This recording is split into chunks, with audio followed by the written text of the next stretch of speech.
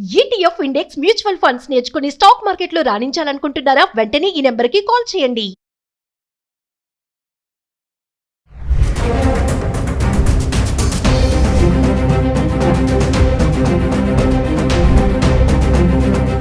నమస్తే, welcome back to Suman TV. ప్రస్తుతం మనతో పాటు ఉన్నారు అనలిస్ట్ మందడి కృష్ణారెడ్డి గారు. నమస్తే సార్. నమస్తే అమ్మ. సార్, బైసెక్షువల్ రిలేషన్షిప్స్ అంటారు కదా, స్వలింగ సంపర్కం అంటారు.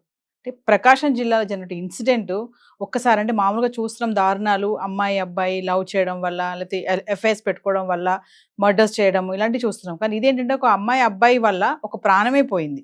అంటే ఇక్కడ బైసెక్షువల్ రిలేషన్ అనేది ఒక యాడ్ ఆన్గా చూస్తున్నాం మనము. ఒకసారి ఆ ఇన్సిడెంట్ గురించి మాట్లాడుకుంటే సార్. శృంగారంలో వెరితలలు వేసేటువంటి కొన్ని సంప్రదాయాలు ఇవి ఈ రోజున కావు, రాజుల కాలం నుంచి కూడా ఉన్నాయి. పూర్వకాలంలో కొంతమంది రాజులు గే, వాళ్ళు అటు ఆడ ఇటు మొగ కానటువంటి వారు ఆ రోజుల్లో ఉన్నారు, ఇప్పుడు కూడా మనకు కనపడతారు. మనం అలాంటి వాళ్ళలో కొంతమంది స్వలింగ సంపర్కాలు కూడా, అంటే మామూలుగా నిత్యం మనకు కనబడేటువంటి బయటికంతా కూడా చక్కగా వాళ్ళు పురుషులాగే కనపడతారు, స్త్రీలాగానే కనపడతారు. కానీ స్త్రీలు కానీ పురుషులు కానీ సొంతంగా వాళ్ళకు వాళ్ళే వాళ్ళ లింగానికి సంబంధించిన వాళ్ళు, అంటే మగాళ్ళు మగాళ్ళతో, ఆడవాళ్ళు ఆడవాళ్ళతో అలా స్వలింగ సంపర్కం అనేటువంటిది వాళ్ళ ఒక పద్ధతి నడుస్తూ ఉంది. ఇది ఏమిటంటే పుట్టుకతోటే వాళ్ళ జీన్స్లో వచ్చేటువంటి మార్పులు కొన్ని ఉంటాయి. మగవాడికి ఆడవాళ్ళ మీద ఆకర్షణ కన్నా వాళ్ళ మగవాళ్ళ మీద ఎక్కువ ఆకర్షణ ఉండే పరిస్థితి ఉంటుంది. ఇది ఒక పద్ధతి అయితే, బైసెక్సువల్లో ఏమిటంటే వాళ్ళు అటు ఆడవాళ్ళని ఇటు మగవాళ్ళని ఇద్దరిని కలవడానికి అవకాశం ఉంటుంది.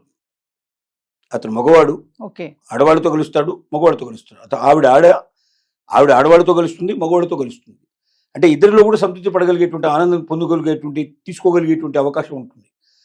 ఇది సృష్టి లోపల రకరకాలుగా, అంటే ఆ సమయంలో వాళ్ళు మానసికంగాని శారీరకంగాని వాళ్ళలో ఉండే పరిణామాలు ఇవన్నీ కూడా దానికి దోహదపడతాయి. అలా ఇక్కడ కూడా కర్ణాటక మనకు ప్రకాశం డిస్ట్రిక్ట్లో పొదిలికి దగ్గరలో మనకు ఆ ఊర్లో జరిగినటువంటి సంఘటన మనం చూసినట్టయితే, మర్రిపూడి అనేటువంటి ఊళ్ళో జరిగిన సంఘటన చూస్తే, అక్కడ రాజశేఖర్ అనేటువంటి ఒక వ్యక్తి జయసింహ అనేటువంటి ఒక వ్యక్తికి పరిచయం అయినాడు. ఈ జయసింహ రాజశేఖర్ ఇద్దరు కూడా స్వలింగ సంపర్కం చేయగలిగేటువంటి పద్ధతిలో ఉన్నవాళ్ళే.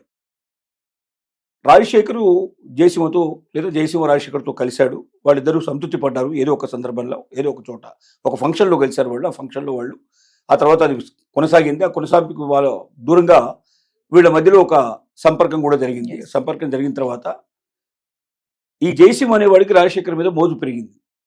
కానీ రాజశేఖర్కి జయసింహ మీద అంతగా ఆసక్తి కలగలేదు. అందువల్ల మన మధ్య ఇక చాలు, మళ్ళీ మనం కలవద్దు, మన మధ్య ఈ సంబంధం ఉండకూడదు అని రాజశేఖర్ తెగించి చెప్పడం మొదలుపెట్టాడు. కానీ జయసింహ మాత్రం అలా కాదు, మనం కలుసుకుందాం, ఎప్పుడు కలిసే ఉందాం, మనం ముందుకెళ్దామని చెప్పి అడగడం ప్రారంభించాడు. కొంతకాలం అయిన తర్వాత బెదిరింపులకు పాల్పడే పరిస్థితి ఏర్పడింది. జయసింహ బెదిరించడం, దానికి రాజశేఖర్ చెప్పింది ఏమిటంటే, నువ్వు ఇలాగే ఉంటే, నువ్వు ఇలాగే చేస్తే, నన్ను బెదిరించడం ప్రారంభిస్తే నువ్వు అందరికీ ప్రపంచానికి అంతా తెలియజేస్తా, నువ్వు గేవని, అట్లాగే నువ్వు ఆడవాడితో కలుస్తావు, మగవాడితో కలుస్తావు, 2 రకాల లక్షణాలు ఉన్నాయని, నువ్వు పెళ్లి చేసుకోవాలని ప్రయత్నం చేస్తున్నావు, అనుషతో అతను కాపురం పెట్టాలని అనుకుంటున్నాడు. ఇప్పుడు వాళ్ళు ఇద్దరు కలిసి ఉంటున్నారు. అనుష అనే ఒక అమ్మాయితో కూడా జయసింహ కలిసి ఉంటున్నాడు. వాళ్ళు ఒక రకంగా కాపురం లాగా చేస్తున్నారు. కానీ మ్యారేజ్ చేసుకోలేదు. ఇంకా వాళ్ళు పెళ్లి చేసుకొని శాశ్వతంగా ఉండాలనుకుంటున్నారు. అనూష కూడా జయసింహని ప్రోత్సహిస్తోంది. అతను బైసెక్సువల్ అని తెలిసినా కూడా అటు పురుషులతో కలవడానికి తనకు అభ్యంతరం లేదు, తనతో కలిసి ఉండడానికి కూడా అభ్యంతరం లేదు, ముగ్గురు కలిసి కాపురం చేయడానికి కూడా తనకి ఏ రకమైన అభ్యంతరం లేదు.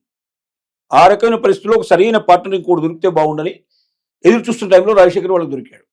రాజశేఖర్ని ఎలాగైనా కలుపుకొని ముగ్గురు కలిసి పార్ట్నర్షిప్ లోపల వాళ్ళు ఒకే దగ్గర కాపురం పెట్టి ఉండాలనేటువంటి ఒక కోరిక జయసింహకి, అనూషకు ఉంది.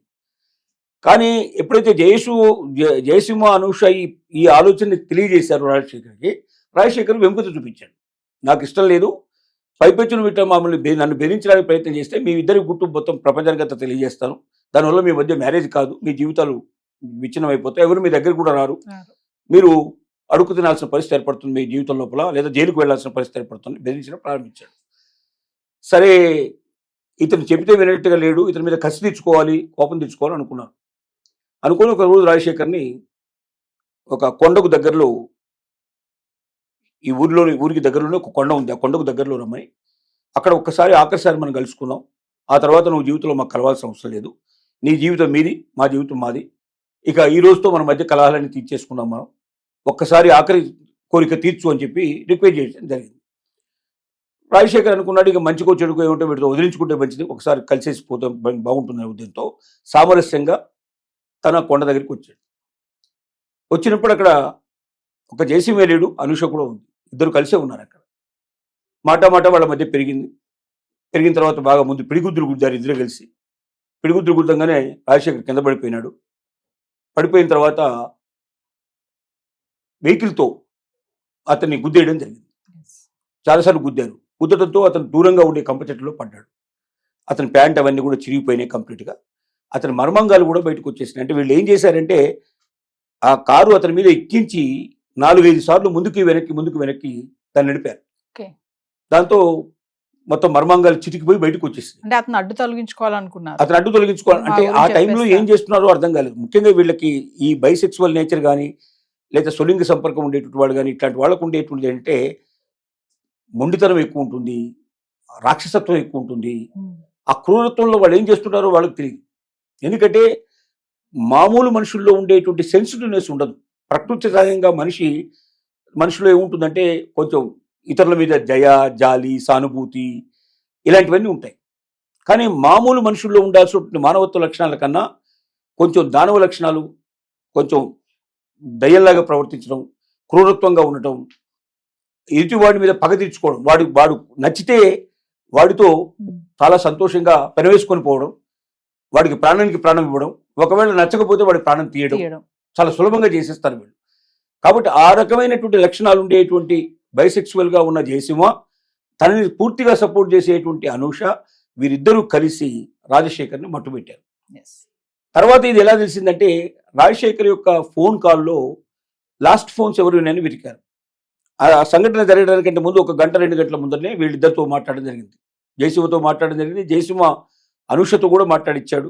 ఇద్దరు కలిసి రిక్వెస్ట్ చేశారు, ఇదే లాస్ట్, మనం కలుద్దాం, మనం తర్వాత వెళ్ళిపోదాం, మనకి ఏం ఇబ్బంది లేదని చెప్పారు. కాబట్టి వాళ్ళిద్దరి ఫోన్లు కూడా దాని లోపల నెంబర్లు కూడా ఉండటం అనేది గమనించారు. సో దాన్ని వాళ్ళని పట్టుకొని పోలీస్ పక్కీలో వాళ్ళని విచారించినప్పుడు వాస్తవాలు బయటకు వచ్చాయి. దీన్ని బట్టి మనకు అర్థమవుతుందంటే మనకు ఉన్నటువంటి సమాజంలోనే మనకు తెలియకుండానే ఈ స్వలింగ సంపర్కులు కానీ, ఈ బైసెక్సువల్ నేచర్ ఉండేటువంటి వాళ్ళు కానీ, ఇటు ఆడవాళ్ళలోనూ అటు మగవాళ్ళలోనూ చాలా మంది ఉన్నారు.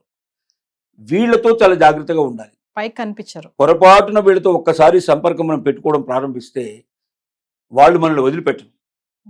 వాళ్ళ బాహుబంధాల్లోకి మనం తీసుకెళ్లే ప్రయత్నం చేస్తారు.